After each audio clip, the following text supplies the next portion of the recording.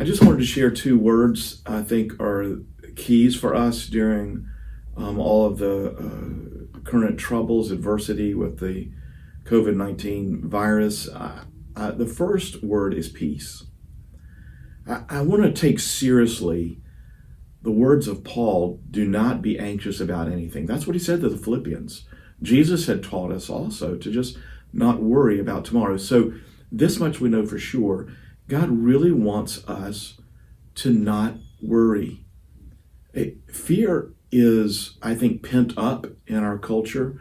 I had one pastoral friend who said, I think some of the almost over-the-top response of fear is an indication that there's been a lot of pent-up fear, and this has almost been like a release valve. We're afraid of what we don't know, and we do have to exercise a lot of caution. So the second word is wisdom. James said that if anyone lacks wisdom, to ask God, and he'll give it generously without finding fault. So I think as followers of Christ, our proper response is we have peace and we have wisdom. In AD 251, in the Roman Empire, a terrible plague had emerged. In the city of Rome itself, 5,000 people were dying per day. And Dionysius, a historian, said that the Roman citizens were just pushing the sick away from them. And what was happening is that no one was caring for the sick, but the Christians acted very differently. History shows that the Christians were caring for one another and not fearing death and trusting in God's ultimate grace and eternity with God. They cared for one another. And many, many fewer Christians died than the Roman citizens. We now think the disease, it was the measles. Things that scare us now, one day we won't be scared of. But through it all, we have the assurances of God that we're not to live in fear. But we couple that peace and trusting God with wisdom.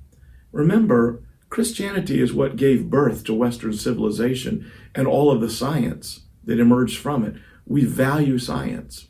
I think it's really important to choose who you're listening to. The Centers for Disease Control and Prevention, CDC.gov, you can read what they're saying directly. I would listen to local health directors. We really want to pay attention. And as Christians, we want to be good citizens.